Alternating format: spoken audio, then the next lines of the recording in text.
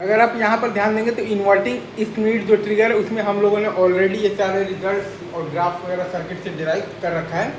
उसमें हमारे पास VTH आता है VOH इंटू R1/R1 और प्लस R2, और VTL हमारे पास आता है VOL इंटू R1/R1 और प्लस R2, और डेल्टा VT जो कि VTH माइनस VTL आता है वो आता है हमारे पास R1/R1 और plus R2 into VOH minus VOL।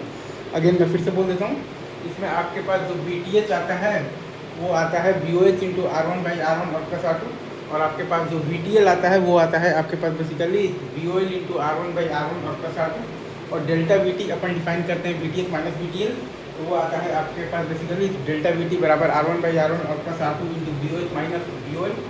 ठीक है, और ये पूरा रिजल्ट लाने में बेसिक कॉन्सेप्ट यही है कि अगर आपका VP VN से बड़ा है तो V0 बराबर होगा VOH, और अगर आपका VP जो है वो आपका VN से छोटा है तो V0 बराबर होगा आपके पास बेसिकली तो VOL। और ये सर्किट है और ये आपके पास तो ग्राफ है VTH VTL VOH और VOL। That's it. ठीक है सर, यही चीज़ें। चलिए सर आगे बढ़ते मूव ऑन। राइट।